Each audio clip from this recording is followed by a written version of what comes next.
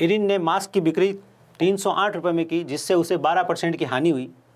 कितने रुपए में बिक्री करने पर 10% का लाभ होगा? सर देखो, ये जो 308 है ना आपका, ये 12% की हानि वाला मामला है, मतलब ये 88 है, ठीक है ना। और आपको जो ज्ञात करना है ना, वो क्या है, वो 10% का लाभ वाला है, मतलब 110 है, ठीक है बिल्कुल। अब देखो, तो सिंपल सी बात तो ये है कि 11 8 88 सीधा 8 बार कट गया, 8 से इसे आपने काटा, 8 तिया 24, कितना है अभी, 8 तिया 24, 6 बज गया, 6 8 8 8 64, 4 बज गया, 8 पंजा 40, 385।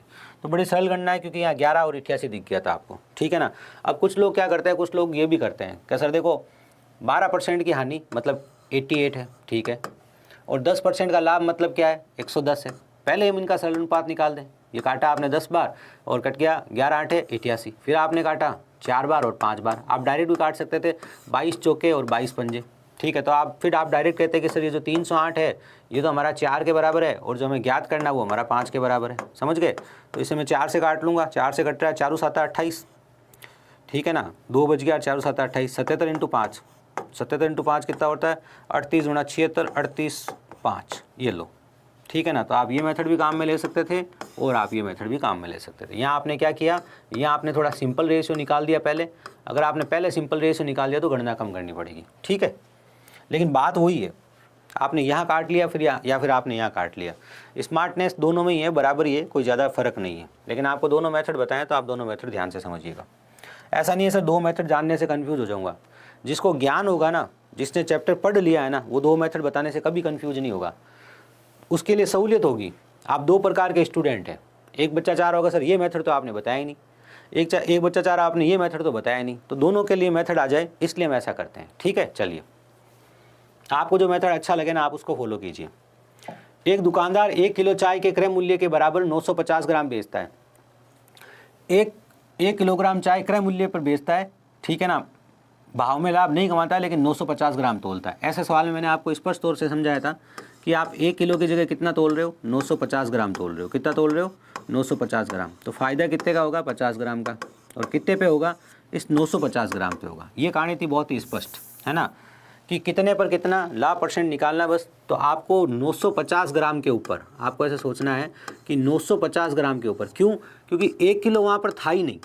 1 किलो की तो बात हुई थी, सौदा 1 किलो का नहीं हुआ था। जब मैं पढ़ाता हूँ तो आपको एक चीज़ हमेशा बताता हूँ कि जो सौदा हुआ था ना, वो 950 ग्राम का ही हुआ था। कहा गया था कि आप 1 किलो चीज़ ले जाओ, जो वास्तव में काम हुआ था वो 950 पे हुआ था। तो 950 का माल दिया और 1 किलो के पैसे ले लिए, मतलब 50 ग्राम का फ़ायदा ले लिया। तो आप सीधा ये कर सकते थे, सिंपल सवाल है इसलिए, कि 50 बटा 950 गुणा 100, समझ गए, बिल्कुल। 0 से 0 कट गया, 1 बटा 19, 1 बटा 19 गुणा 100, है ना। 19 पान कितना हो गया, 95, 5 सही 5 बटा 19%, 5 सही 5 बटा 19%। तो ये क्या है, आपके सवाल का जवाब है, समझ गए आप। ये कहानी थी। अगले सवाल की बात करी जाए। ए ने एक वस्तु जिसका मूल्य 50 रुपये है बी को 20% के लाभ पर बेची। बी ने वही वस्तु 25% के लाभ पर सी को बेची। सी ने उसे 40% के लाभ पर डी को बेची। उस वस्तु का मूल्य जो डी ने दिया वह है। बिकते बिकते बिकते वस्तु कहाँ आ गई, डी के पास आ गई। तो हम क्या कर सकते हैं, बहुत साधारण सवाल है। ए से प्रारंभ हुआ और डी तक गई, तो हम भी ए से प्रारंभ कर देते हैं। तो लो 50 रुपये से वस्तु को हमने प्रारंभ किया, ठीक है, बिल्कुल सर। सबसे पहले 20% का लाभ लिया गया। ये काम मन में करना है कि 20% को 1/5 कहते हैं, और जब 1/5 का लाभ होता है तो आप पहुंच जाते हो 6/5 पे। कहाँ पहुंच जाते हो, 6/5 पे। तो हमने क्या किया, हमने इसे 6/5 से गुणा कर दिया, ठीक है, बिल्कुल सर।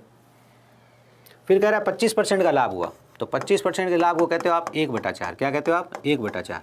और जब 1/4 का लाभ होता है तो आप 5/4 पे पहुंच जाते हो। आप कहाँ पहुंच जाते हो, 5/4 पे। तो हमने इसे क्या किया, 5/4 से गुणा किया। फिर हमारा सवाल कह रहा है 40% का लाभ हुआ। 40% को हम कहते हैं 2/5। 40% को हम क्या कहते हैं, 2/5। और जब 2/5 का किसी को नहीं पता हो तो बट्टा 100 लिख के देख लेना, काट के, है ना। 2/5 का लाभ होगा तो आप पहुंच जाओगे 7/5 पे। कहाँ पहुंच जाओगे, 7/5 पे। तो हमने क्या किया, इसे इस बार 7/5 से गुणा कर लिया, और ये हमारा उत्तर आ गया हमारे सामने। अब हमारा उत्तर क्या है सर, तो आप देख लो क्या है।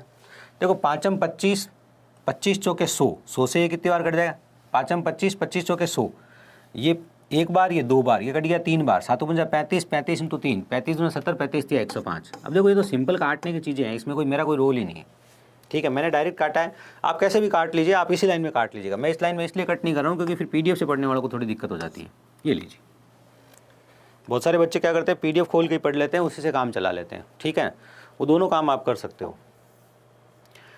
यदि विक्रय मूल्य को 3 गुना कर दिया जाए तो लाभ 5 गुना हो जाता है। ये बहुत ही शानदार क्वेश्चन था आपके एग्जाम में अगर देखा जाए तो, कि विक्रय मूल्य को 3 गुना किया गया। देखो सर, पहले कोई विक्रय मूल्य था, क्या था पता नहीं, ठीक है ना। मान लें 100 मान ले, क्या आप मान लो, चाहो तो आपकी इच्छा, तो 100 मान लिया। आपने इस विक्रय मूल्य को 3 गुना कर दिया, ठीक है सर। विक्रय मूल्य की बात कर रहा हूँ, क्रय मूल्य की बात ही नहीं कर रहा हूँ। पहले इस चीज़ को 100 रुपये में बेचा जाता था, अचानक से इसका कंजप्शन बढ़ा, ठीक है। आप देखते हो ना, कई बार फलों का, सब्जियों का कंजप्शन आराम बढ़ जाता है और उनकी सप्लाई चेन धीरे पड़ जाती है, ठीक है ना। डिमांड एंड सप्लाई का जो गेम होता है, डिमांड ज़्यादा हो जाती है, सप्लाई कम हो जाती है, तो सब्जियाँ महंगी हो जाती है। तो इसने भी क्या किया, 100 रुपये की चीज़ को 300 रुपये कर दिया। क्या कर दिया, 300 रुपये। ऐसा करने से क्या हुआ, इसका लाभ 5 गुना हो गया। अब बात को ध्यान से सुनिएगा, इसने 3 गुना किया, ऐसा करने से इसका लाभ क्या हो गया, 5 गुना हो गया। तो यहाँ जो लाभ लिखा जाएगा वो लिखा जाएगा 4x, और यहाँ जो लाभ लिखा जाएगा x।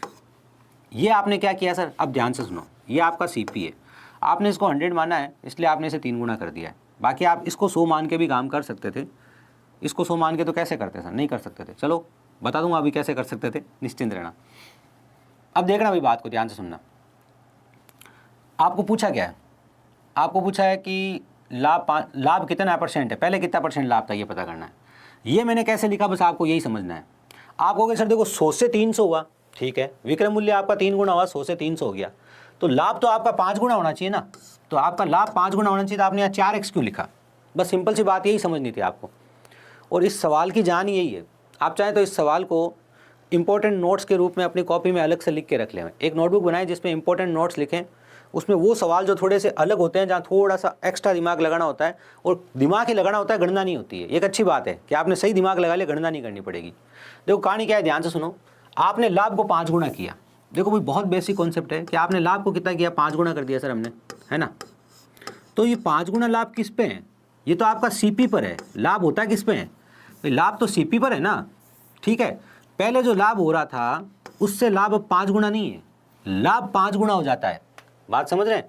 पहले अगर आपको यहाँ x लाभ हो रहा था, इस रेट में आप बेचते थे तो x लाभ हो रहा था, अब आप इस रेट में बेचते ही नहीं हुए तो रेट ही खत्म हो गई। यहाँ से यहाँ तक आपको 5 गुना लाभ, मतलब 5x। अगर देखो पहले आपका लाभ कैसे आता था, यहाँ से यहाँ जाने पर आता था, क्रय मूल्य से विक्रय मूल्य पे। अब ये तो है ही नहीं भाई साहब बीच में, अब आपका लाभ यहाँ से यहाँ जाने पे आता है। तो यहाँ से यहाँ जाने पर आपका लाभ 5 गुना हो गया पुराने लाभ का। तो पुराना लाभ x था, नया लाभ 5x है। तो यहाँ से यहाँ जाने में 5x है। अब आप खुद सोचो, यहाँ से यहाँ आने में x हुआ, टोटल 5x है, तो ये लाभ कितना हुआ, 4x। बस आपको यही बात समझनी थी। इसको आप बार बार समझ लीजिए, रिवाइंड करके समझ लीजिए, डाउनलोड करके समझ लीजिए। एक छोटी सी बात, एक छोटा सा कॉन्सेप्ट है, और ये जब अच्छा सवाल है तो पूछा जाएगा। क्योंकि देखो एक बात बता दूं मैं आपको, एग्जाम का लेवल बढ़ेगा, सवालों का स्टैंडर्ड भी बढ़ेगा। और ये तो आपको प्रीवियस ईयर में पूछ लिया गया है, तो ये आपके पास एक इंडिकेशन है कि आपको अच्छी अच्छी चीज़ें पूछी जा सकती है। सिंपल सी बात है, ठीक है। चलिए अब आप देखो सर, 100 से आप 300 पे आए, वहाँ आपने 4x का लाभ लिखा, तो 100 से 300 पे आए तो लाभ कितने का हुआ, 200 रुपये का हुआ, जो हमने माना था उसके अनुसार। तो 200 हमारा 4x के बराबर है, तो x हमारा किसके बराबर है, x हमारा 50 के बराबर है।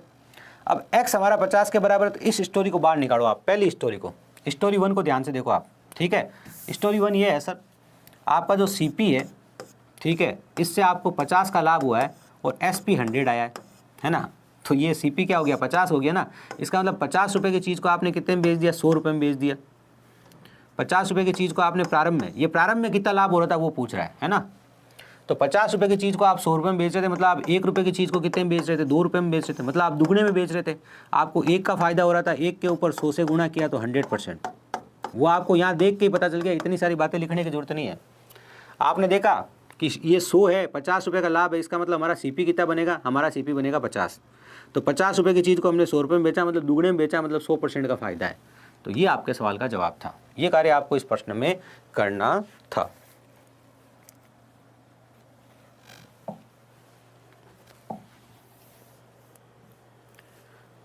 विविध प्रकार के सवाल आ चुके हैं। वैसे लाभ हानि में बहुत टाइप होते हैं। इस बार जब मैंने आपको लाभ हानि पढ़ाया है तो मैंने 60 क्वेश्चंस तो कराए हैं आपको प्रिंटेड, और 40 क्वेश्चन मैंने उसमें कराए बीच बीच में अपने मन से। तो पूरे 100 क्वेश्चंस आपको जो कराए हैं उन 100 क्वेश्चंस को अच्छे से कीजिएगा, तो लाभ हानि वो कवर होगा जिससे आपका एग्जाम क्लियर होगा। ठीक है। 2.5 रुपये प्रति पेंसिल की दर से बेचने पर विनोद को 110 रुपये का लाभ होता है। ठीक है सर। देखो ये दोनों चीज़ें अलग अलग है, इनका कोई लेना देना नहीं है। 2.5 रुपये प्रति पेंसिल तो एक पेंसिल की कीमत है, और कितने में लाया वो पता नहीं, लेकिन जब 2.5 रुपये में उसने एक पेंसिल बेची, क्या हुआ, विनोद बाजार गया, कुछ पेंसिल लाया। कितनी पेंसिल लाया पता नहीं, सवाल भी यही कह रहा है सर कितनी पेंसिल लाया आप ही बता दो। सवाल भी तो यही कह रहा है आपका बेचारा कि आप बता दो कितनी पेंसिल लाया। अभी चेक करते हैं। अब आप बात को ध्यान से सुनिएगा। उसने 2.5 रुपये में एक पेंसिल बेची, ठीक है। वो बहुत सारी पेंसिल्स लेके आया खुद खरीद के, और उसने सब पेंसिल पे लगा दिया भाई 2.5 रुपये प्रति पेंसिल। ग्राहक आए, उसकी सब पेंसिल बिक गई, उसको फ़ायदा हुआ 110 रुपये। तो ये जो 2.5 रुपये उसका बेचने का मूल्य है ना, इसका इस 110 रुपये लाभ से डायरेक्ट मत जोड़ देना कि 2.5 110 के बराबर है क्या। नहीं सर, ये अलग अलग चीज़ें हैं। 2.5 रुपये में एक पेंसिल बेची गई है, सब पेंसिलें बेचने पर उसको जो फ़ायदा हुआ है वो कितने का हुआ, 110 रुपये का हुआ है। ठीक है।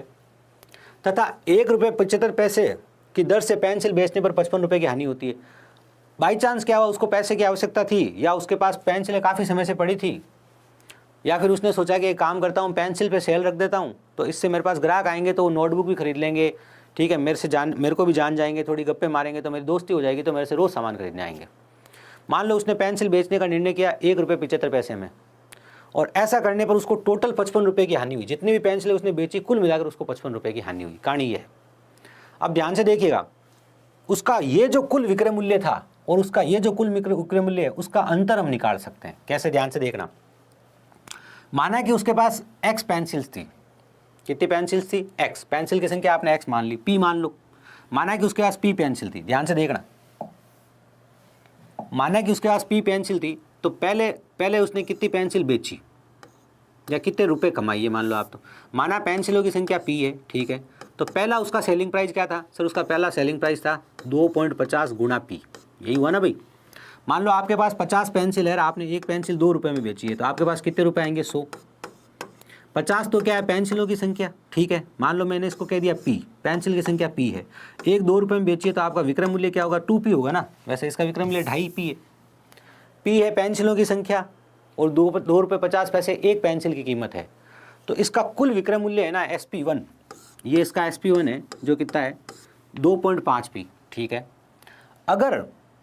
अगर यही पेंसिल ये 1 रुपये 75 पैसे में बेचता, तो इसका SP2 जो है ना, दूसरा विक्रय मूल्य, वो होता 1.75 इंटू p।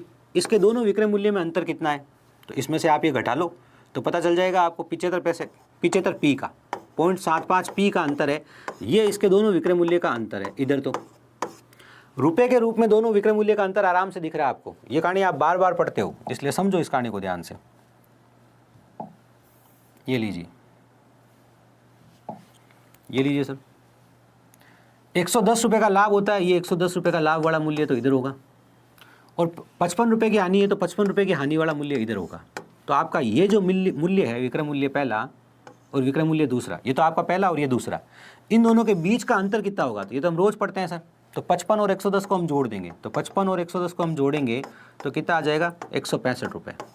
विक्रय मूल्य का अंतर जो है रुपए के रूप में, विक्रय मूल्य का जो अंतर है वो रुपए के रूप में कितना है, विक्रय मूल्य का अंतर रुपए के रूप में 165 रुपये है, और विक्रय मूल्य का अंतर जो है इस भाषा में कितना है, 0.75p है। तो इन दोनों को बराबर रख दो, सिंपल सी बात है। तो आपका 0.75p जो है वो 165 के इक्वल है, पहली बात। ठीक है सर। तो आपके p का मान क्या होगा सर, p का मान हो गया अपना 165/75 इंटू 100। भाई 0.75 है, पॉइंट हटेगा तो ऊपर क्या आ जाएगा, 100 आ जाएगा।